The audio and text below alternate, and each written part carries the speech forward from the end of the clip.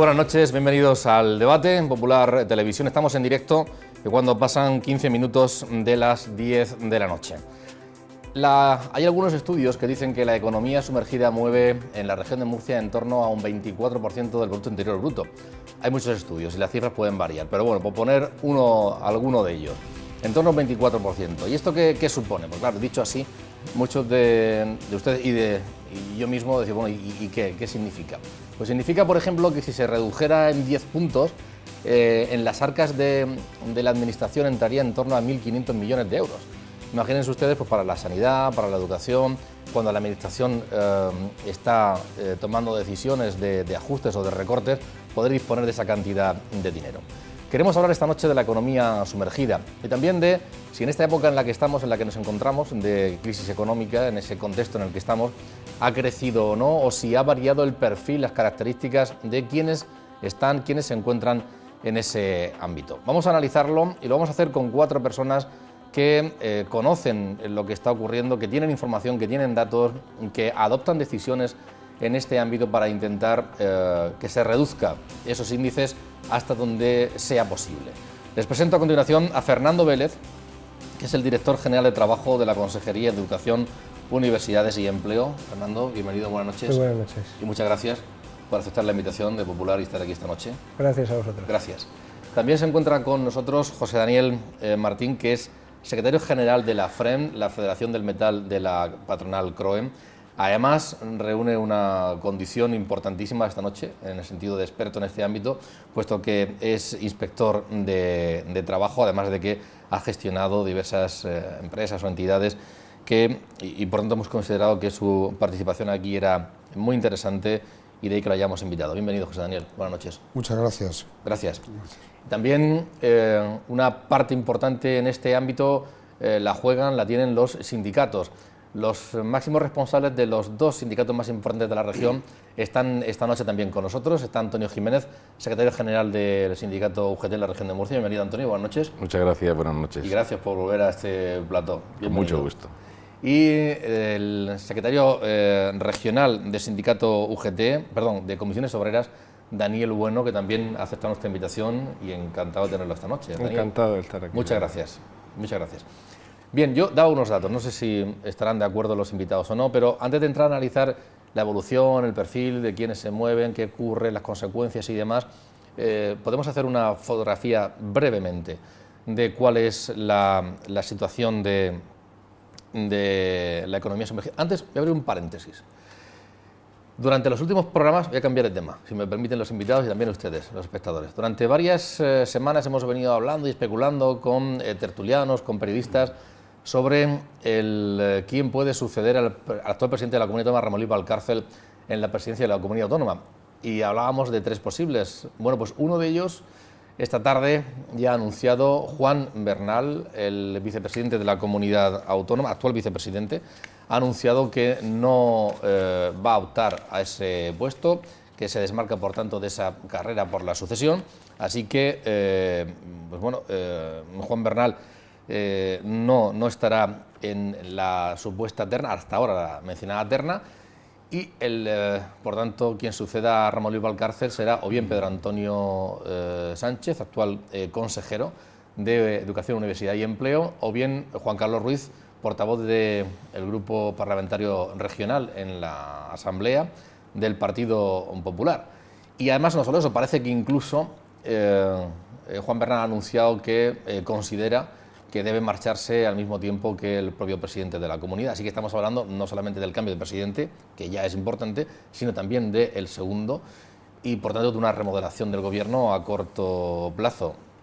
Abro un minuto rápidamente. ¿Alguna opinión, Antonio, sobre este asunto? Cambios importantes en la política y además durante un año y pico, porque bueno, es ahora elección dentro del Partido Popular quién va a ser cabeza de lista, pero el Partido Socialista también lo tiene que hacer. Están las elecciones europeas a la vuelta de la esquina, pero es a un año vista también las autonómicas y locales. brevemente, una opinión. Bueno, yo creo que lo importante en este caso, y nunca mejor dicho, no son las personas. Lo importante es que las políticas regresivas, las políticas de retroceso social que se han estado y se están implantando todavía en esta sociedad, unas políticas que están castigando muy duramente a la población, que están haciendo, que provocan situaciones dramáticas en miles y miles de familias, cambien.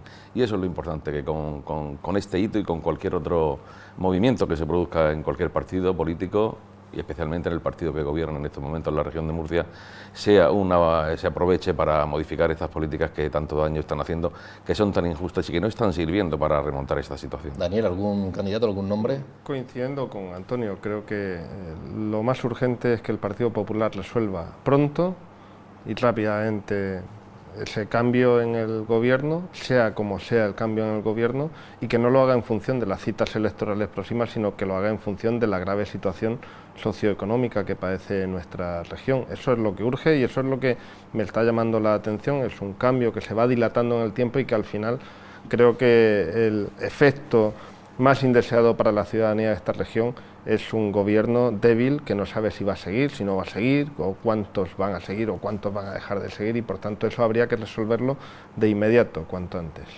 José Daniel, una opinión breve. Bueno, yo creo que si él personalmente tenía tomada esta decisión, es una decisión responsable también en el tiempo.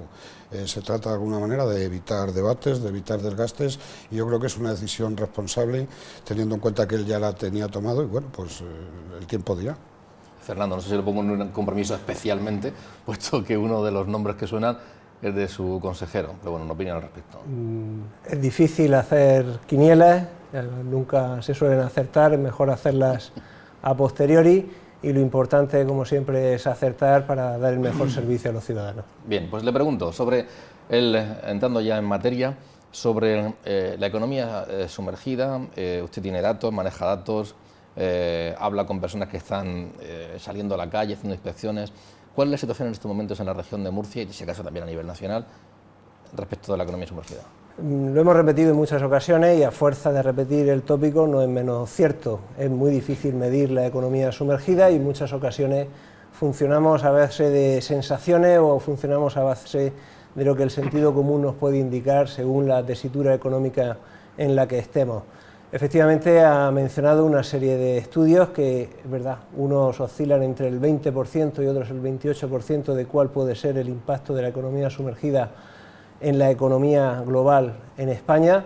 Aceptemos una cifra intermedia y es verdad que cada vez nos estamos centrando más en poder radiografiar el fenómeno, poder decidir y poder saber cuáles son los sectores y cuáles son las prácticas comúnmente más utilizadas para poder hacer ese tipo de defraudación a toda la colectividad y para poder atajarla.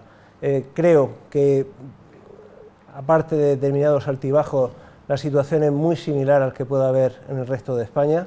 Creo que tampoco hay grandes diferencias con otras épocas en las que hemos vivido, y lo que sí creo es que los poderes públicos, los agentes sociales, cada vez afinamos más a la hora de poder determinar cuáles son las soluciones y cuáles son los mecanismos para poder evitarlo.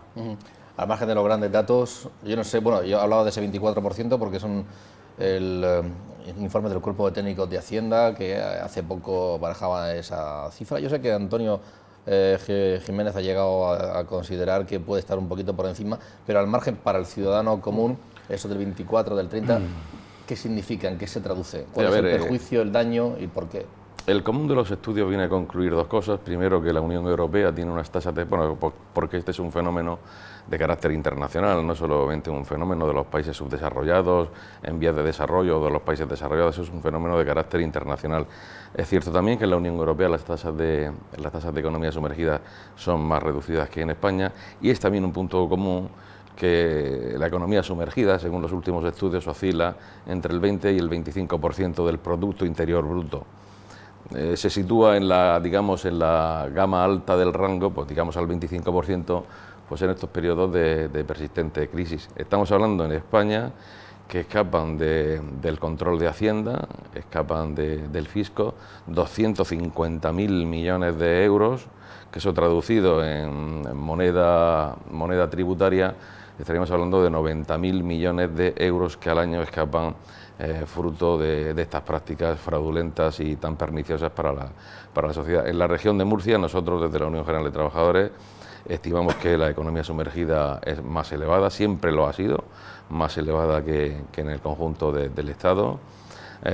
Podemos asentarnos para afirmar esto en las altísimas tasas de temporalidad que hay en la región de Murcia, en las altísimas tasas de desempleo que hay en la región de Murcia, por encima de los parámetros habituales, y un reciente estudio encabezado por el profesor Santos Ruesga, que es un catedrático de Economía de la Universidad Autónoma de Madrid, viene a concluir que la economía sumergida desde el año 2003 hasta hoy, hasta el año anterior, el año 2013, ha venido creciendo a un ritmo del 6,3% por año y la sitúa precisamente en el año 2013 en el 28%, por encima del digamos el país de la Unión Europea de los 15 que más economía sumergida tiene, que estaría situado en un 25%, y también considerando que hay una bolsa de fraude fiscal en general de aproximadamente del 8%. Es el país de toda la Unión Europea con más altas tasas de economía sumergida, que está vinculado básicamente a la estructura productiva nacional, especialmente también a la regional, y a la manera de concebir, digamos, los recursos humanos. Después de esto tendremos ocasión de hablar más adelante. Con su experiencia de gestión y también de inspección, ¿cuál es esa fotografía? Bueno, al margen del debate sobre cifras, porque yo, en fin, recuerdo determinados estudios que se hicieron a lo largo de todos estos años, donde se situaba incluso la economía sumergida en la región de Murcia por debajo de la media nacional. Recuerdo el estudio que hizo el Instituto de Estudios, de Estudios Fiscales, dependiente del Ministerio de Economía y Hacienda en aquel momento, o incluso este estudio al que usted se acaba de referir al principio, de Gesta, donde nos sitúa con un 24% y por debajo de comunidades como La Rioja, como Galicia. Al margen de este baile de cifras, pues evidentemente es clarísimo que el peso de la economía sumergida en el PIB es un peso por encima de la media de la Unión Europea, y ese es el tema. Estamos todos de acuerdo en que es una lacra social. Desde el punto de vista y desde el apartado empresarial, afecta clarísimamente a la competitividad de las empresas, puesto que bueno, pues estamos ante situaciones como el intrusismo, como la competencia desleal. Precisamente los empresarios que están cumpliendo la normativa, que están cumpliendo con sus obligaciones fiscales, laborales y tributarias, son los que más se ven afectados por esto, y desde las organizaciones empresariales, junto con las organizaciones sindicales y desde luego con la tutela y el impulso de la Administración, porque nuestra misión como organizaciones empresariales es colaborar con la Administración. Nuestro problema es el intrusismo y la competencia desleal, gravísimo problema para las empresas, y eso se enmarca dentro de la lucha contra la economía sumergida que debe pilotar las distintas administraciones, pero como una cuestión absolutamente social. Debe ser una cuestión que afecta a la totalidad de la sociedad, y por lo tanto desde ese punto de vista es como lo apreciamos. Sí, bueno, coincidiendo un poco con todos. Yo creo que lo importante no es el porcentaje, sabiendo que el porcentaje es alto y que el porcentaje es importante. Es decir, no, si es el 24 es el 27, a lo mejor es lo que menos importa, pero que una cuarta parte de la capacidad económica de un país esté en lo que a mí me gusta llamar más economía irregular que economía sumergida, porque parece que la economía sumergida es que nadie la ve, ¿no? La economía sumergida, la economía irregular la vemos todos los días, la vemos en multitud de manifestaciones en la sociedad, a la hora de comprar, a la hora de acceder a determinados servicios, y es un fenómeno desgraciadamente muy enraizado en una forma de entender las relaciones económicas dentro de nuestro país y dentro de nuestra región. ¿Y por qué se da? Yo creo que se da porque existen las condiciones propicias para ello, y se estimula, si no directamente, sí indirectamente. Claro, es difícil ver que las grandes empresas de este país, o los grandes empresarios de este país, o personas con gran responsabilidad política de este país, tienen cuentas en paraísos fiscales, y pedirle a los que trabajan todos los días aquí, a los empresarios que cotizan todos los días aquí, a los trabajadores que cotizan todos los días aquí, que sean absolutamente escrupulosos y rigurosos en todas sus relaciones. Es imposible. Hay que ordenarlo de otra forma y todas esas manifestaciones encauzarlas de otra manera. Y por tanto no es solo voluntad, yo creo que voluntad la tenemos, la hemos mantenido a lo largo de mucho tiempo, administración, patronal, sindicatos, para decir, no, la economía sumergida es algo que deberíamos erradicar, pero creo que no solo necesitamos voluntad, sino dotarnos de instrumentos legales, de persecución, de control de datos, como se está trabajando ahora en la comunidad autónoma de la región de Murcia, para intentar situar dónde se producen irregularidades, de qué tipo son, y ver qué mecanismo es el más eficaz para acabar con esas irregularidades, porque al final deteriora a los trabajadores, deteriora a los empresarios y deteriora al conjunto de la sociedad por la vía fiscal. Hay quien opina, abro ya turno de palabra abiertamente, hay quien opina que igual la economía sumergida está en estos momentos de tanto desempleo, es una tabla de salvación para muchas familias que están cobrando un subsidio, a veces un desempleo muy bajo, que no llegan a final de mes, que tienen que dar de comer a sus hijos, y hacer algunas chapuzas por ahí fuera es una ayuda, y porque si no sería una situación explosiva en la que nos encontraremos en estos momentos. Yo no sé si es una reflexión acertada, si no, ¿qué opinan al respecto? Ese razonamiento que a veces escuchamos y que puede parecer en algunas ocasiones que puede llegar a ser comprensible, hay que intentar evitarlo y hay que intentar desmontarlo, porque si no nos metemos en un círculo vicioso.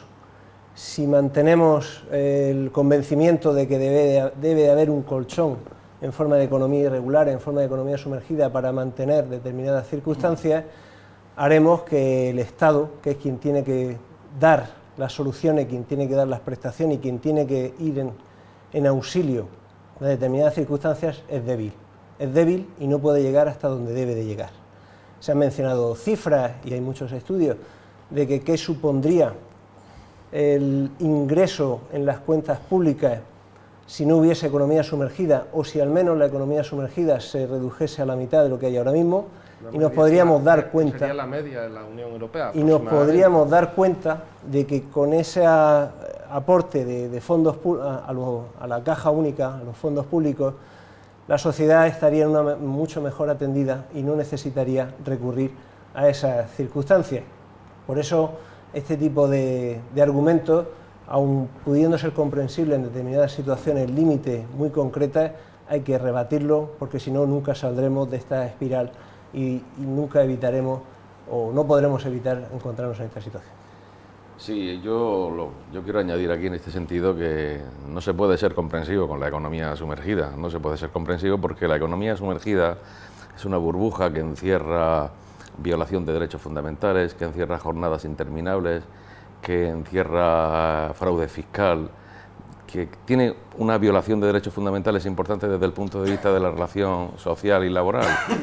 Y este es uno de los grandes problemas que tenemos en este país, que aceptamos como algo inevitable, algo que es realmente perjudicial, no solamente para el trabajador y trabajadora individualmente considerado, sino para el conjunto de la sociedad. No podemos mezclar comprensión con reprobación. No podemos consentir que, como se ha dicho ya aquí, una cuarta parte de la riqueza de este país escape del control del erario público, un erario público tan necesitado en estos momentos de ofrecer una sanidad adecuada, una educación adecuada, unos servicios sociales adecuados. Yo creo que este es uno de los grandes ejes de actuación donde la voluntad política tiene que mostrarse más insistente en erradicar la comprensión de la economía sumergida en esta sociedad, porque al final todo la pagamos, al final es un plato mal cocinado para el trabajador individualmente considerado, pero al final es una indigestión para el conjunto de la sociedad. Es una sociedad que al final no puede prestar los servicios públicos, una sociedad que no puede otorgar prestaciones sociales, y especialmente en unos momentos como estos, que hay tantísimas familias pues, que no tienen prácticamente que llevarse a la boca. Muchas veces la economía, o en general, la economía sumergida se relaciona con determinados sectores especialmente, ¿no? Como por ejemplo el de talleres, taxis, autobuses, la construcción, comercios no especializados. Eso yo no sé si es acertado o no, y en estos momentos si ha cambiado esa lista de sectores o Bueno, no. efectivamente hay sectores tradicionales en la región de Murcia donde bueno, pues siempre ha habido cierta economía irregular. A mí me gusta más también el concepto de economía irregular que economía sumergida. Por ejemplo, en el sector metal, que en este momento yo estoy aquí en este debate representando, pues la Federación Regional de Empresarios del Metal, FREN, tiene una campaña muy potente, que además es un ejercicio que supone un ejercicio de responsabilidad social por parte de la organización y por parte de las empresas del metal, que yo creo que además es pionera en España, donde una organización empresarial se pone al frente de la lucha contra la economía sumergida, contra el intrusismo y contra la competencia desleal en el sector, articulando medidas de tipo general en colaboración con el plan que tiene la propia comunidad autónoma y medidas específicas con las 43 asociaciones que tenemos. Medidas específicas que se traducen además en casos concretos de economía sumergida que se están ya denunciando desde los propios gremios o asociaciones, desde la propia FREN, desde la propia Federación de Empresarios del Metal, a la Inspección de Trabajo y a la Dirección General de Trabajo, con formularios de denuncias. Lo pueden ustedes ver en la página web. Yo creo que es algo pionero en España, porque de verdad, en este caso FREN se puso el mono de trabajo a finales del año pasado, y yo creo que va a llevar una labor adelante muy importante, en colaboración además con quien debe colaborarse, no solamente con la administración regional, tanto en el ámbito industrial como en el ámbito laboral, sino con los cuerpos y fuerzas de seguridad del Estado, con SEPRONA, con la Federación de Municipios, pero insisto, se está traduciendo ya en denuncias concretas, casos concretos, con formularios concretos, puestos de manifiesto desde la propia organización empresarial, porque el intrusismo evidentemente está afectando al sector del metal una cantidad que no podemos cuantificar, porque para eso evidentemente hablamos de economía sumergida, pero es evidente que está afectando, y con esa lacra tenemos que intentar entre todos terminar. Sí, no, hay sectores, depende también por dónde nos orientemos en la economía regular. Por ejemplo, desde el punto de vista laboral siempre es más dificultoso que desde el punto de vista empresarial, porque en el caso que decía José Daniel de talleres que no están legalizados, normalizados, es muy fácil comprobar que eso es así. Desde el punto de vista laboral, la casuística y la Inspección de Trabajo y la Dirección General de Trabajo lo conocen, la casuística de irregularidades que se pueden llegar a cometer en el ámbito del desarrollo de las relaciones laborales es tan amplio, y la capacidad de prueba de que se están produciendo esas irregularidades es tan complejo, tan difícil, que para hacerlo pues casi tendríamos que poner a un inspector de guardia todo el día camuflado para ver que efectivamente personas que están contratadas por 2 horas al día están haciendo jornadas de 10 horas al día, prácticas que se están extendiendo en estos momentos, desgraciadamente, ¿no? Desde el punto de vista laboral hay una casuística que ya venía de antaño y que en estos momentos de crisis se ha acelerado, y hay indicadores externos de que eso es así, pero la capacidad de denuncia de los trabajadores individualmente, o incluso la capacidad de denuncia de los trabajadores junto con los sindicatos, se ve muy limitada por las circunstancias en que se desempeña la relación laboral y en que se encuentra también la actividad económica, y aquello, desgraciadamente, que si alguien reclama sus derechos, pues alguien en la otra parte le dice que hay 20.000 personas esperando ocupar su puesto de trabajo, por muy precario que sea. Y forma parte todo eso. Yo creo que no se puede ser comprensivo con esa actitud, ni siquiera para quien lo sufre. Yo creo que era esta mañana, escuchaba en un medio de comunicación un testimonio de una trabajadora que desde los 13 años estaba en la industria textil, y tenía 54 y había dejado de trabajar, cotizando 10 años durante toda su vida laboral, con trabajo ese sí sumergido, porque hay parte del sector textil que se hace en economía no sumergida, sino clandestina prácticamente. Y al final, las consecuencias de ser comprensivo con esas situaciones, si se es en los ámbitos locales, en los pueblos, en las casas, en las familias, se es comprensivo con esas situaciones, lo que genera son personas que cuando tienen una edad donde no pueden seguir trabajando, desenvolviéndose como lo hacían, no tienen amparo ninguno después de toda una vida trabajando y por tanto no se puede ser comprensivo con esa situación bajo ningún concepto. En cualquier caso, sí. Yo de todas formas quería matizar que evidentemente el panorama laboral, en el panorama laboral la economía sumergida desde mi punto de vista la excepción, no es la regla, eso es lo primero que hay que dejar claro, que aquí hay un sector empresarial que cumple con las normas y que está apostando por ser competitivos y basar esa competitividad no en salarios bajos, no en condiciones laborales indeseables, sino que está apostando por ser competitivos y basar esa competitividad en la innovación, en la internacionalización, en la calidad del producto, en añadir, en añadir valor añadido, valga la redundancia, a los bienes o servicios que presta o a los bienes que produce.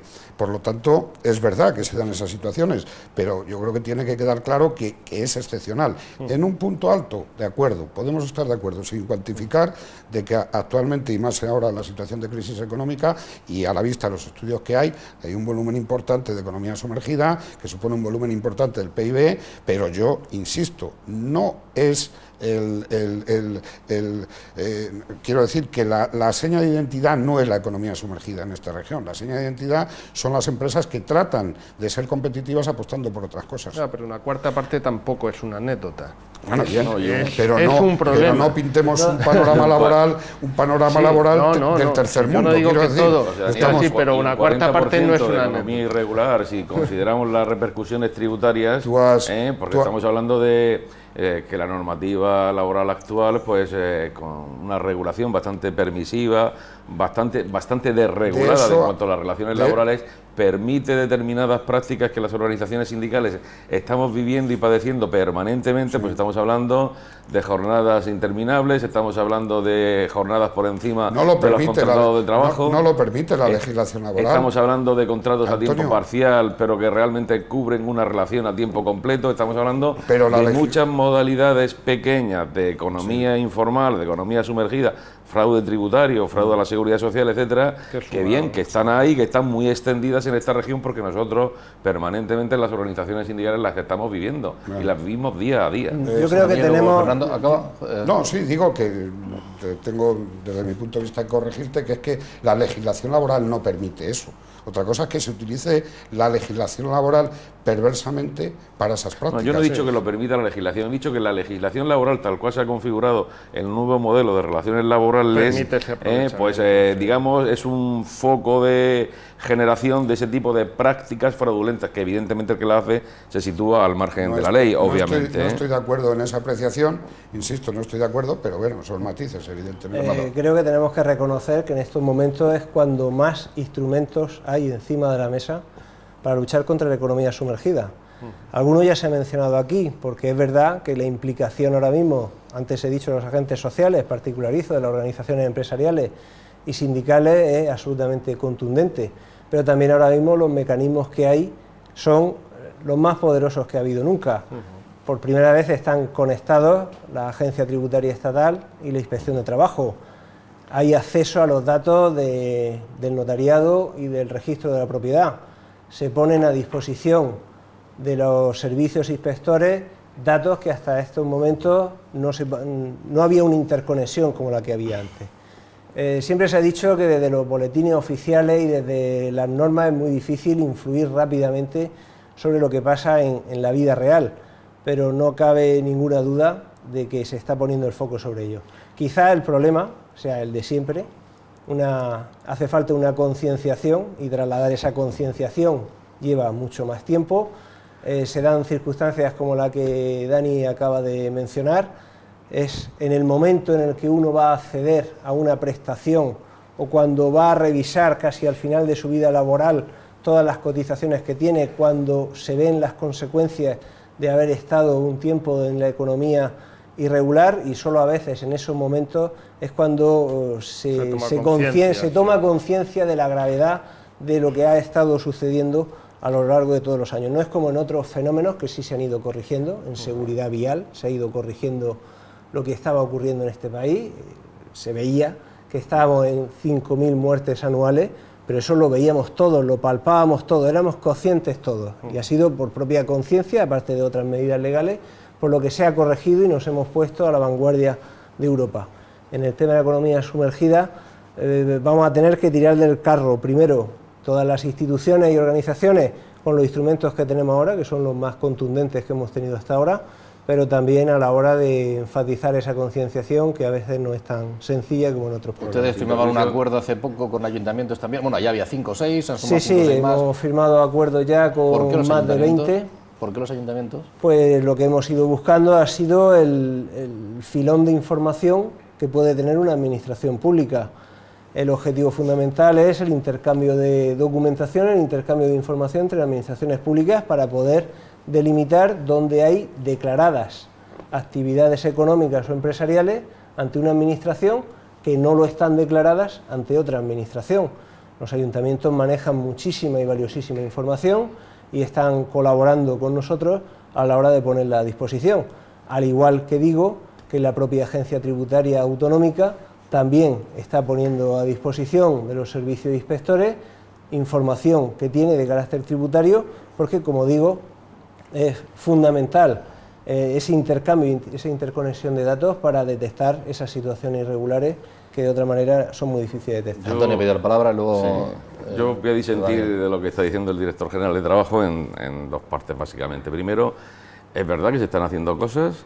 Es verdad que en esta región se están haciendo cosas desde hace mucho tiempo en materia de economía sumergida. Estamos haciendo actuaciones del ámbito público con la colaboración de los agentes sociales que están insistiendo en esta lacra tan importante en la región de Murcia. Pero en el fondo creo que falta todavía voluntad política para acometer de una manera decidida este asunto. Y también faltan medios. Y yo voy a dar una serie de datos, a pesar de que evidentemente los medios al frente de la economía sumergida siempre serán pocos, ¿no? Porque es muy grande. A ver, ahora mismo en España hay aproximadamente 25 millones de sujetos tributarios. Hay 17 millones de declarantes del impuesto de la renta de las personas físicas. Estamos hablando de unos 3.200.000 empresarios y profesionales. Estamos hablando de 2.800.000 sociedades. Estamos hablando de otros 1.800.000 entes añadidos del ámbito tributario. Pues para todo eso, solamente hay 1.600 inspectores de Hacienda. Y de esos 1.600 inspectores de Hacienda, el 50% no hacen gestión directa. Están haciendo labores estrictamente directivas. Eso en el ámbito de la inspección. En el ámbito de la gestión tenemos un empleado público que se dedica al tema de los impuestos en España por cada 2.000 ciudadanos. En Alemania y en Holanda es cada 700. Un empleado público cada 700. Aquí un empleado público dedicado a la gestión tributaria cada 2.018 ciudadanos.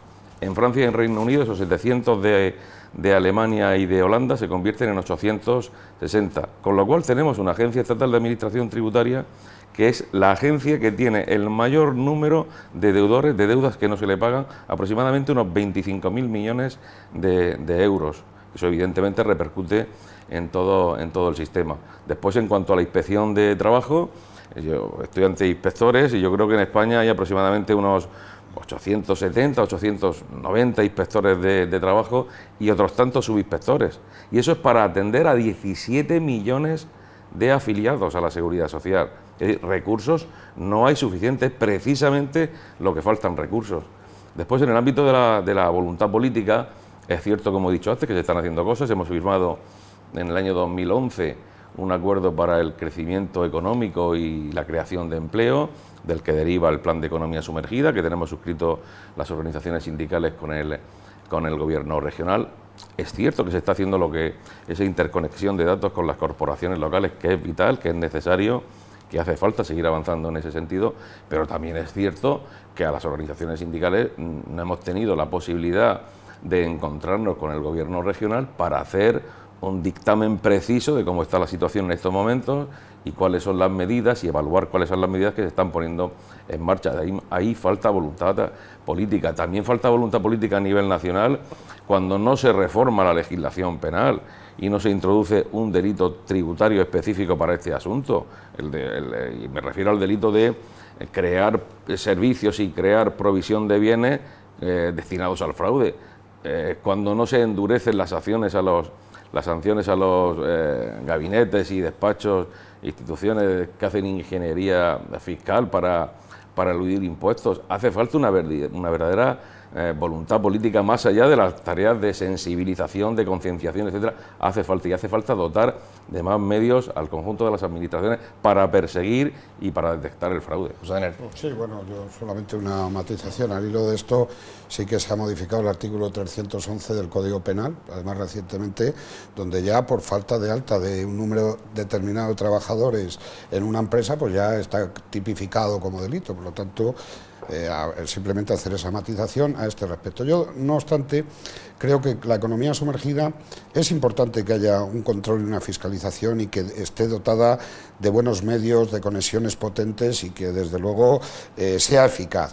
Pero no solamente es eso, es decir, hay un problema de concienciación, un problema de cultura que hay que abordar también y que hay que abordar decididamente desde todos los ámbitos, desde el ámbito de la administración pública, desde el ámbito de las organizaciones sindicales, desde el ámbito de las organizaciones empresariales. No solamente las medidas fiscalizadoras lograrían atajar esta lacra. Es verdad que ayudan y en temas de recaudación pues pueden ser importantes, pero habría que poner en marcha medidas preventivas y también medidas legislativas que favorecieran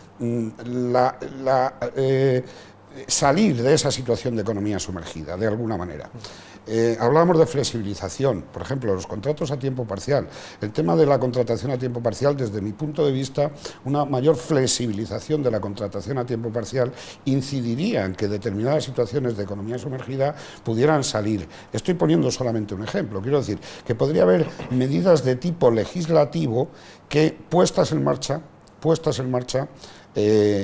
fueran favorables. Aquí en la región de Murcia también se han hecho, dotando a las ayudas a creación de empresas, a las ayudas de economía social, a ayudas a sociales laborales, de una cantidad importante precisamente para sacar ese trabajo no declarado, sacarlo a la luz. Por lo tanto, yo simplemente era esta reflexión, no solamente con medidas sancionadoras, que es verdad que tienen que ser potentes, que tienen que ser fuertes, pero que tiene que haber otro tipo de medidas de tipo preventivo, de concienciación social, porque es un problema que nos afecta a todos. Antes de dar la palabra a Adrián, que le ha pedido, y luego a Fernando, yo decía antes que estamos hablando y centrándonos sobre todo en el ámbito laboral, en el ámbito del trabajo, pero evidentemente tiene muchas más ramificaciones y consecuencias, ¿no? Nos los describe brevemente Patricia Blanco, que es profesora de Derecho Laboral en esta universidad, en la Universidad Católica. Vamos a escucharla, esas otras consecuencias.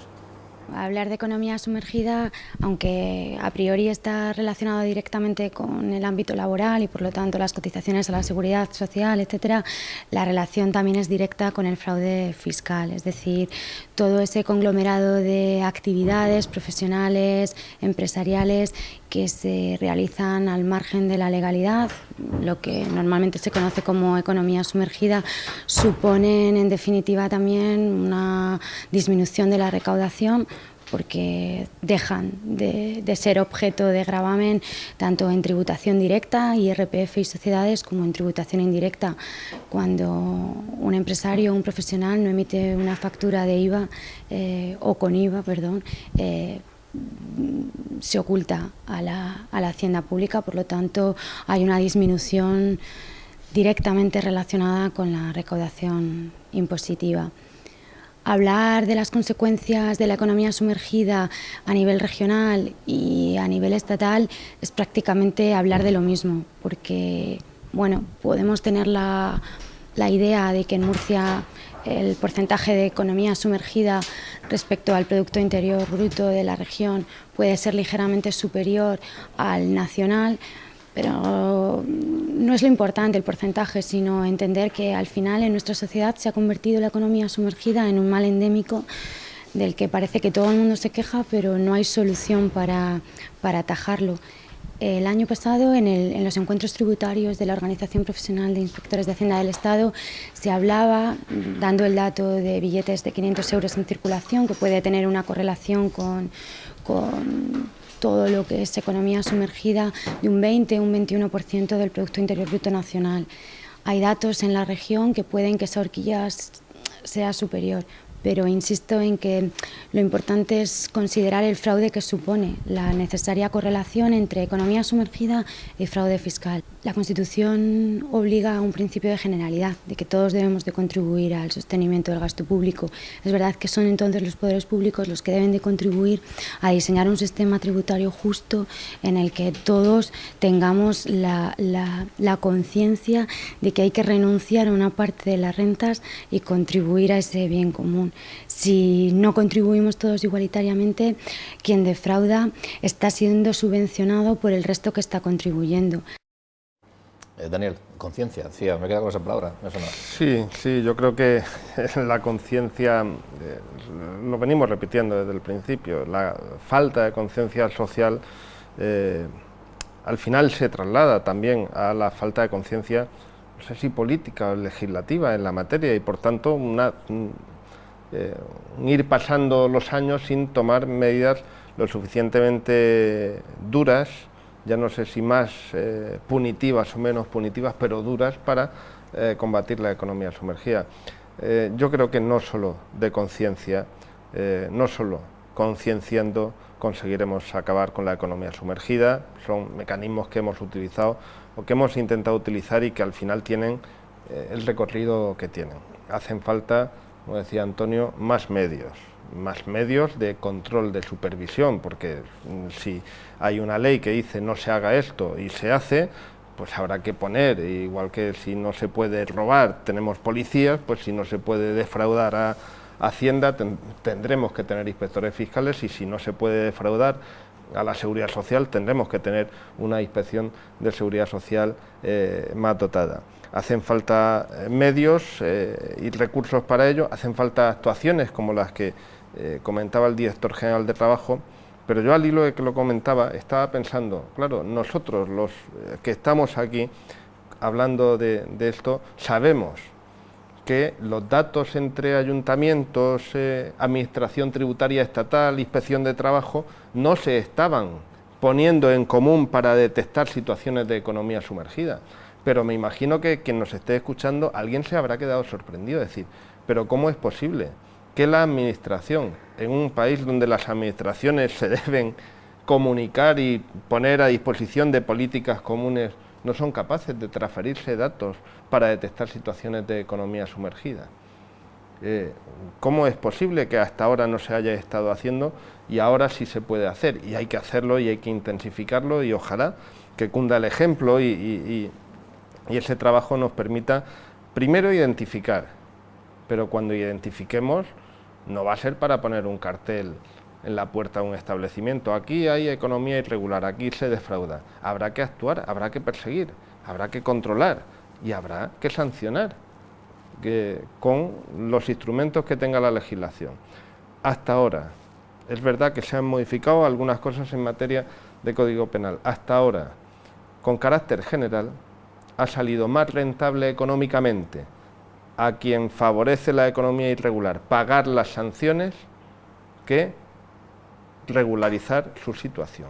Y eso no es posible si queremos acabar con la economía sumergida, porque en ese equilibrio gana más, le es más rentable la empresa, la actividad, al que está en la economía sumergida que al que está en la economía regular. Y eso no puede ser. A partir de ahí concienciamos, pero eso no puede ser. Vamos a estar de acuerdo, yo creo, casi siempre en la escasez de los medios y la necesidad siempre de mejorarlos. Pero no nos olvidemos de que en esta situación, en estos años que hemos vivido, en los que ha habido una congelación de la oferta pública de empleo, no lo ha sido así y se ha excepcionado sistemáticamente todos estos años a todos los cuerpos inspectores de la Administración. ¿Por qué? Porque yo sí tengo que defender que desde los poderes públicos hay una voluntad de atajar la economía sumergida por cumplimiento de la ley, que los poderes públicos tienen que garantizarla, pero también por su propia idiosincrasia. Se ha mencionado por parte de José Daniel reformas legales contundentes que han llevado a tipificar muchas de estas conductas al ámbito penal. La reforma de la ley de infracciones y sanciones ha elevado las cuantías de las sanciones, y no solo las cuantías de las sanciones, sino las consecuencias accesorias. Pero es una reforma reciente, estamos hablando de una reforma reciente. Pero ha sido constante, esta la ha culminado y hemos llegado ahora mismo a un escenario que yo creo que la dureza sancionadora es la máxima. Se va a incrementar. La teórica, si no hay inspectores de trabajo y no hay inspectores No, de no, Hacienda, pero es después que complicado. lo que ha ocurrido Ya después también, eso es muy complicado. se han incrementado las plantillas, en Murcia es un ejemplo paradigmático a nivel nacional, que se ha duplicado en muy pocos años, pero se ha invertido muchísimo, tanto la agencia tributaria como la propia inspección de trabajo, en medios informáticos, en potentes medios informáticos que permiten detectar cuestiones que antes, con el triple de funcionarios, hubiese sido imposible detectar. Pero junto con esta batería de medidas, tanto legislativas como de medios materiales y humanos, también hay que ir hacia el otro lado, que también apuntaba José Daniel, y es verdad que la legislación ha ido evolucionando para facilitar determinado tipo de contratación. Me estoy refiriendo, porque es verdad que en algunas ocasiones podemos escuchar, y puede ser razonable en determinados momentos, que los costes sociales son muy elevados en una comparativa en la Unión Europea y en el momento en el que estamos pueden llegar a serlo, pero es verdad que se han ido incrementando la batería de bonificaciones a cuotas de la Seguridad Social, por ejemplo, colectivos a los que se puede acceder con una determinada medida que favorecen a aquellos que tengan voluntad de aflorar su actividad, de hacerlo de una manera legal y de una manera mucho más sencilla. Se han mencionado las subvenciones, bonificaciones, exenciones de una gran cantidad de colectivos que abarcan casi,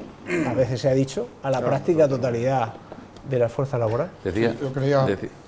Sí, tiene palabra. Sí, yo Yo quería- y luego Endemiante. Yo quería hacer una apreciación.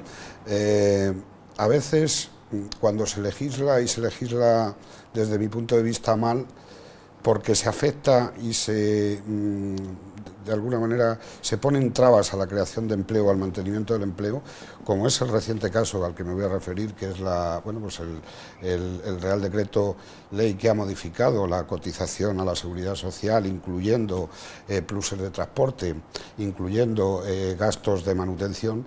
Pues ese tipo de impuestos, porque las cotizaciones, no olvidemos que al fin y al cabo es una especie de impuestos, ese tipo de impuestos también influye en el empleo, influye en que determinadas situaciones en un momento dado puedan derivar hacia la economía sumergida. Ese tipo de actuaciones, y yo soy muy crítico en este sentido con el Gobierno, pues lógicamente también hay que tener mucho cuidado con lo que se legisla.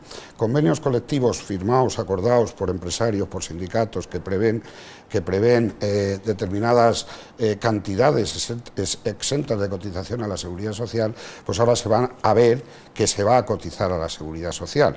Insisto, en convenios que están acordados por sindicatos y por empresarios. Lógicamente también ese tipo de actuaciones hacen que en este momento puntual, cuando la creación de empleo debe ser prioritaria, cuando cualquier impuesto o gasto que afecte precisamente al empleo debe ser mirado con lupa porque es un obstáculo a la creación de empleo, esa modificación desde mi punto de vista, desde el punto de vista de las organizaciones empresariales también, pues lógicamente puede ser una rémora. Esto al hilo de que determinadas actuaciones de tipo legislativo pues pueden de alguna manera favorecer el empleo oculto, el empleo irregular, para evitar este tipo de obligaciones, Antonio, que evidentemente matizarán mis amigos y contertulios. A ver, yo creo que estamos en un momento en el que hay que considerar los recursos humanos como recursos, no como un coste, y esa teoría de ir rebajando cotizaciones sociales, pues es una teoría desde mi punto de vista bastante contraproducente. No es rebajar, No, es no aumentar. No me parece que tal no cual aumentar. está la sanidad, tal cual está la seguridad social, tal cual estamos poniendo en riesgo el sistema público de pensiones. Yo creo que lo último que hay que hacer en estos momentos, incluso también para la creación de empleo, porque si se quiere crear empleo, también se necesita un Estado potente que tenga dinero para influir positivamente con inversiones productivas en la economía. Yo, aparte de esa matización, a José Daniel también quería decirle que es verdad que se ha hecho alguna incursión en el ámbito penal, se ha tipificado algún tipo de conducta vinculada al fraude fiscal y de seguridad social, pero no es suficiente, es lo que yo quería decir en mi primera intervención, y es precisamente un delito que se debería de plantear muy seriamente las Cortes Generales, que es el delito de provisión de bienes y de servicios destinados al fraude. Eso es una cosa que ahí está, y que cuando ese delito estuviera tipificado cantaría de otra manera esto. Y después, en cuanto a lo que ha dicho Fernando, director general de Trabajo, de que hay voluntad política, yo no quiero negar que no haya una tímida voluntad política, pero para mí es muy tímida. Yo creo que para que se demuestre la voluntad política tendrían que hacerse básicamente dos cosas en la economía sumergida. En primer lugar, reformular el sistema fiscal, para hacerlo primero más equilibrado y más justo. Yo creo que no es de recibo en estos momentos que las grandes empresas estén tributando al 17% y que las pequeñas y medianas empresas estén tributando al 23%. Como 6 puntos más por encima de las pequeñas empresas. No es de recibo que se esté posponiendo sine die pues el impuesto sobre transacciones financieras, cuando sabemos que esta situación de colapso económico y de crisis persistente que tenemos proviene en su origen del sistema financiero. Y a pesar de eso, se está posponiendo y posponiendo el impuesto de transacciones económicas. No es de recibo tampoco que las rentas del capital estén tributando al 10% y que las rentas del trabajo, vinculadas obviamente al sistema productivo y al mercado de trabajo, que las rentas del trabajo estén tributando a un promedio de entre el 28 y el 32%. Todo esto no es de recibo, el sistema tributario hay que cambiarlo y además hay que hacerlo también más sencillo, más ágil, para que haya una presión fiscal indirecta menor, para que los costes de la tributación sean más sencillos, para que al final haya más transparencia. Esto es necesario. Y por otra parte también en materia de economía sumergida, para que haya voluntad política, el legislador tiene que legislar no solamente desde el punto de vista de lo que pierde la hacienda pública por mor de la economía sumergida. Esto es necesario, pero también tiene que fijarse en las condiciones específicas del trabajador, en las condiciones de vida laboral y social del trabajador. Por ejemplo, hay que mejorar la acción protectora de la seguridad social de un trabajador que se regulariza, y eso no se está haciendo. Un trabajador que se regularice, que viene de una situación de informalidad, de irregularidad, de economía sumergida máxima, negra, no gris sino negra, pues ese trabajador hay que mejorar la acción protectora.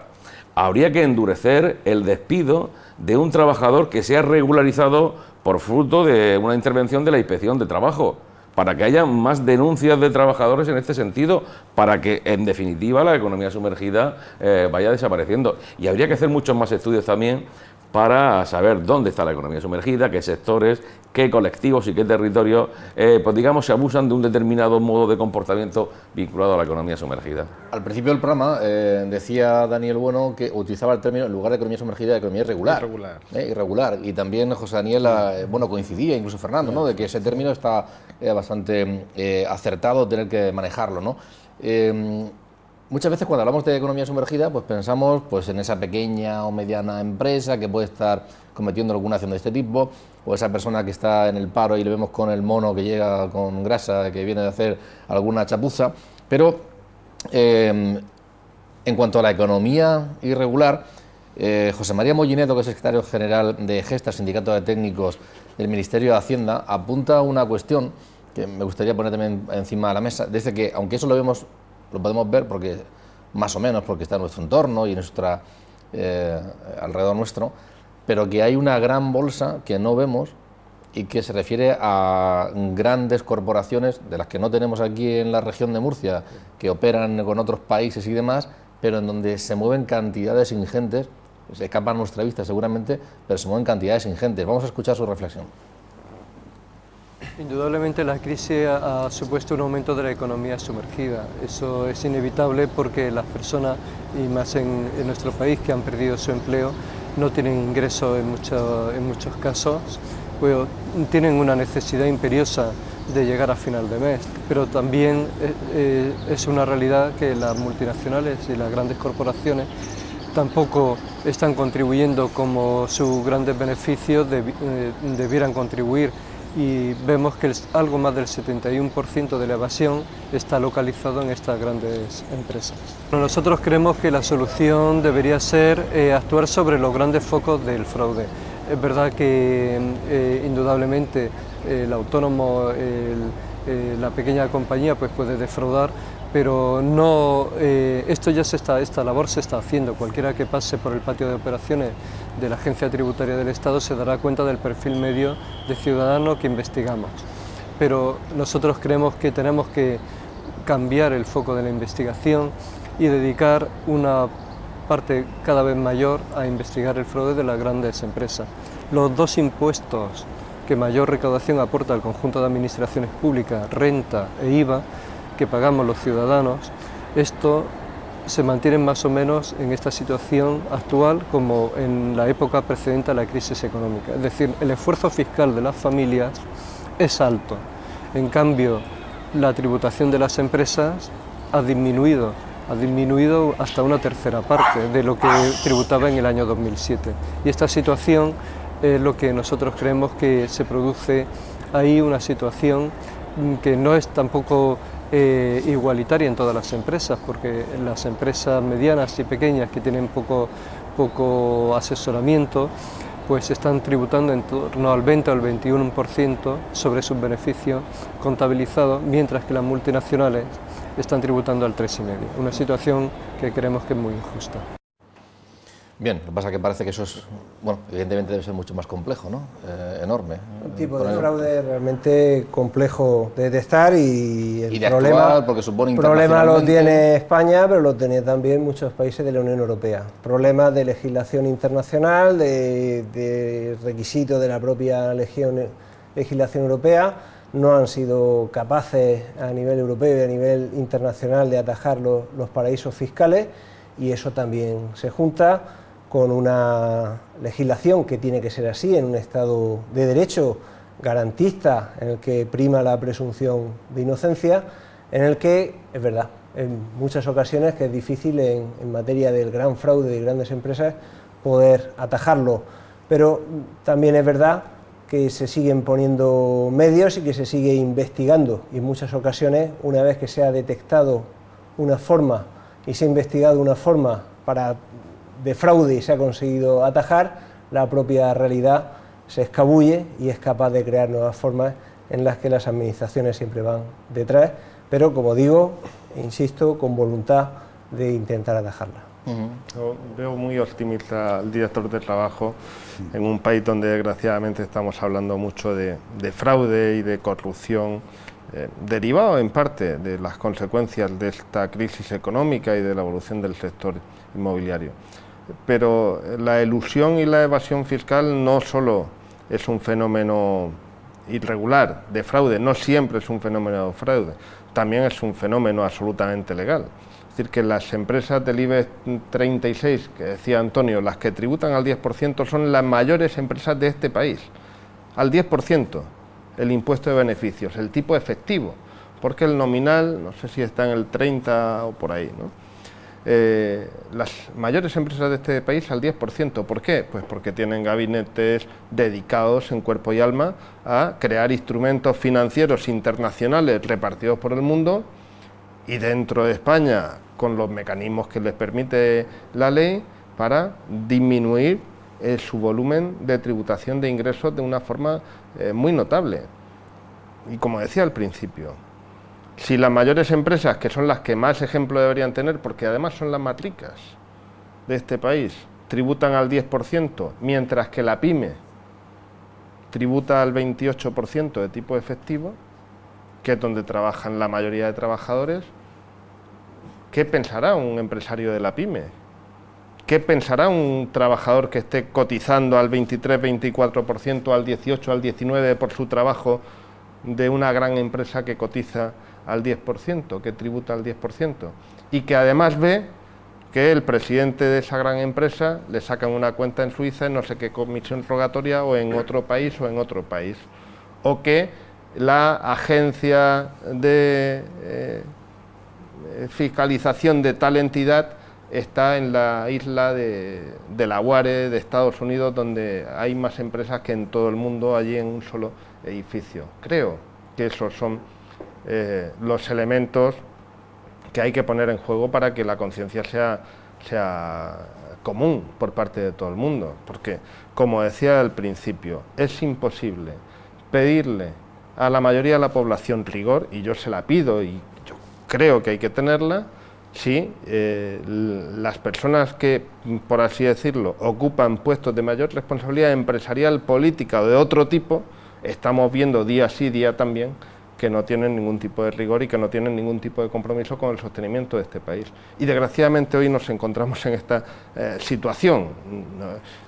Quizás antes era menos notable, a lo mejor había incluso menos y también teníamos economía irregular y problemas de fraude a Hacienda, pero en una situación como esta creo que hay que acabar y hay que poner todo el empeño con acabar con este tipo de prácticas por todos los medios, porque si no, yo no soy, y además soy pedagogo, yo no soy de los de la letra con sangre entra, pero algún día habrá que hacerle sangre a alguien para que dejen de repetirse una tras otra vez comportamientos fraudulentos con el conjunto de la sociedad. José Daniel, para concluir. Bueno, yo simplemente reiterar un poco lo que ha dicho el director general de Trabajo. Evidentemente, y yo estoy de acuerdo con lo que ha dicho Mollinedo, quizá desde la agencia tributaria debería reforzarse esa labor inspectora precisamente hacia este tipo de fraude que parece que a través de procedimientos de ingeniería financiera se está produciendo. Nos encontramos ante un problema de armonización fiscal internacional, fundamentalmente. La existencia de los paraísos fiscales, pues lógicamente no ha podido ser atajada, no está siendo atajada tampoco por la Unión Europea, y eso presenta un grave problema. Evidentemente, empresas que presentan o que realizan actividades de ingeniería financiera para ocultar ese tipo de beneficios, llevarlos a paraísos fiscales, pues lógicamente están, insisto, pues causando un grave perjuicio a la economía, un importante perjuicio a la economía nacional, y ahí sí que la agencia tributaria, desde mi punto de vista, debería hacer una especial labor. Antonio, para concluir, si mejorara el empleo, ¿se reducirían estos datos negativos o al contrario, si se forzara determinados mecanismos para reducir estos datos negativos, se produciría un crecimiento del empleo? La pregunta un poco rara, pero no sé, me has entendido, ¿eh? Sí, yo creo que mejorando el empleo, evidentemente, los índices de economía sumergida se reducen, pero creo que la economía sumergida en España está muy inserta en el modelo productivo. Yo creo que los personajes de El Lazarillo de Tormes y el Buscón, los personajes novelescos, pues sentaron cátedra en este sentido. Creo que una mezcla de concienciación social, de reprobación de las conductas, de liberar costes de legalidad, de fomentar empleo cooperativo, de que las patronales también contribuyan muy mucho a la erradicación de la economía sumergida, porque no podemos perder de vista que muchos de los productos de la economía sumergida se canalizan a través de otras empresas, con lo cual las organizaciones sindicales tenemos mucho que hacer y decir en positivo en este sentido, pero las organizaciones patronales también tienen mucho que hacer en este sentido. Yo creo que la mezcla de todo eso tiene que ser una mezcla que dé solución en parte y que vaya amortiguando estas descabelladas cifras de economía sumergida. Pero eso hay que hacerlo, y hay que hacerlo ya, hay que hacerlo no con una voluntad política tímida desde mi punto de vista, sino con una voluntad política muy decidida, que al final, bueno, pues esta indigestión del conjunto de la sociedad, pues no tengamos que pasarla. Fernando Vélez, no sé si se ha llevado algún mensaje de aquí claro esta noche. Lo hemos centrado en nuevo, reforzado, no lo sé. En las dos cuestiones que hemos hecho hincapié. No voy a volver a incidir en el aspecto inspector, en el aspecto de vigilancia. Sí que voy a incidir que hay que reconocer que las administraciones públicas tenemos que ser ejemplares. Los ciudadanos tienen que ver que reciben los servicios que se merecen por las aportaciones que realizan. Tenemos, por tanto, que con ese ejemplo, con esa actividad ejemplar, erradicar cualquier tentación de economía sumergida. Tenemos que, para favorecer eso, y como indicaba también José Daniel Martín, reducir cargas no tanto en las bases de cotización, sino quizá en los tipos de cotización, pero en los tiempos que estamos ahora mismo, en los que estamos echando mano de los fondos de reserva de la Seguridad Social, de momento no es posible.